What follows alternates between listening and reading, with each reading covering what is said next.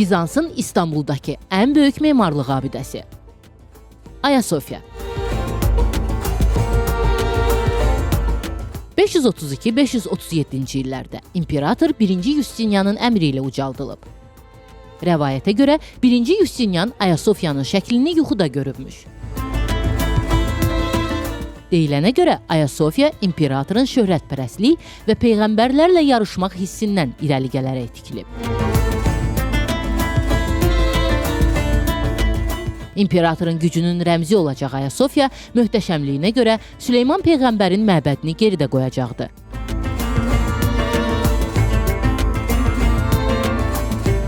Rəvayət olunur ki, məbədin təməli atılarkən xeyir-dua vermək üçün Markitos adlı 455 yaşlı rahib dəvət edilir. Rahibin təyin etdiyi saatda və gündə inşaat işlərinə başlanılır. Layihənin memarları Tralla Anfimi və Miletli Isidordur. İnşaat işləri 100 usta və 10.000 işçinin iştirakı ilə 5 il 11 ay 10 gün davam edib. Ayasofya böyük xaç formasında inşa edilib. 7500 kvadrat metrlik daxili məkanına sərnişin təyyarəsi yerləşə bilər. İkincisində köhnə kafedral kilsəsindən qalan və imperiyanın müxtəlif məbədlərindən gətirilən fərqli sütunlardan istifadə edilib. Buna görə bəzi sütunlar arasında 30 santimetrə qədər fərq var. 55,6 metr hündürlüyündədir, yəni 18 mərtəbəli binadan daha ucadır. Günbəzinin diametri 31 metrdən çoxdur. 2 mərtəbəli tikili 107 sütun üzərində dayanır. Sütunların üzərinə 8 Eyfel qülləsindən daha ağır yük düşür. 537-ci il dekabrın 27-sində təntənəli şəkildə açılan məbədə 1-ci Justinian Hagia Sophia, yəni müqəddəs hikmət adını verir.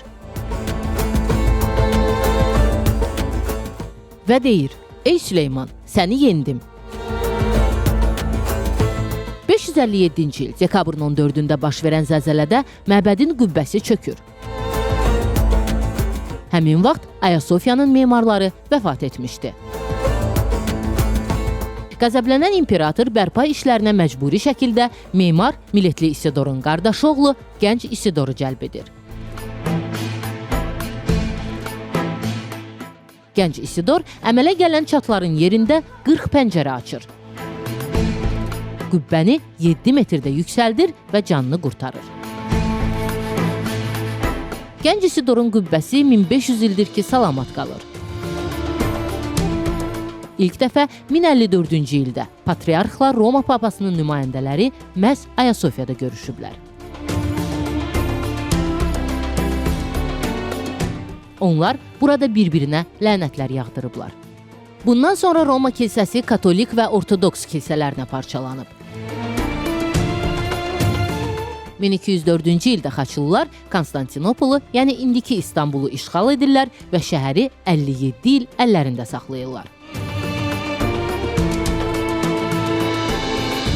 Həmin dövrdə Ayasofyadakı müqəddəs əmanətlər qarət olunur. Qiymətli əşyalar qərb kilsələrinə daşınır. Bizanslılar Ayasofyanı geri alanda məbəd çox bərbad vəziyyətdə idi. 1453-cü ildə İstanbulu fəth edən 21 yaşlı 2-ci Mehmet səlibçilərdən fərqli olaraq məbədə toxunmur. Sultanın əmri ilə kilsə məscidə çevrilir, amma adı əvvəlki kimi qalır. Əfsanəyə görə İstanbul fəth edildikdən sonra Xızır peyğəmbər Ayasofyanı qibləyə doğru çevirib.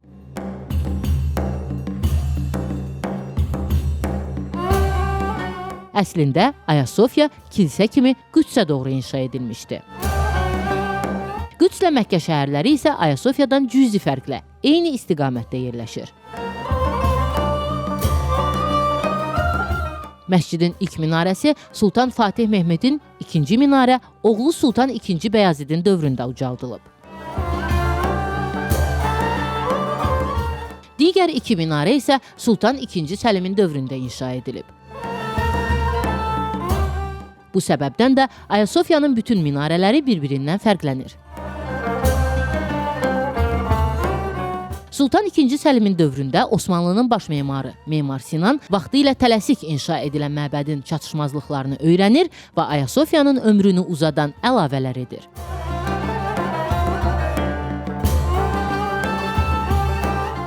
Ayasofya 1507-ci ilə qədər, yəni Sevilya Kafedral kilsəsinin inşasına kimi dünyanın ən böyük kilsəsi olub.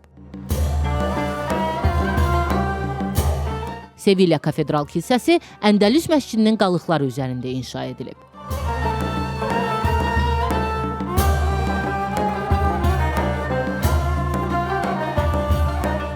XVII əsrdə yaşamış Osmanlı səyyahı Övliya Çələbi Ayasofyanın 361 qapısından 100-ünün tilsimli olduğunu yazırdı. Övliya Çələbi heç kimin görə bilmədiyi bir qapıdan da bəhs edib. Ayasofyada əsaslı təmir bərpa işləri 1847-49-cu illərdə Sultan Əbdülməcidin zamanında aparılıb. Sultan bərpa işlərini İsveçrə, İtaliya əsilli Fossati qardaşlarına həvalə etmişdi. Həmin vaxt Ayasofyanın əsas qübbəsinə Qurani Kərimin Nur surəsinin 35-ci ayəsi yazılıb. 1918-ci ildə İstanbul müttəfiqlərin əlinə keçir və Yunanlar Ayasofyanı kilsəyə çevirmək istəyirlər. Lakin Sultan Vahidəddin öz müdafiəsi üçün ayrılmış 700 hərbçini Ayasofyanın ətrafına yerləşdirir və məscidin çevrəsinə dinamit düzdürür. Bundan sonra xristianlar istəklərindən əl çəkmək məcburiyyətində qalırlar.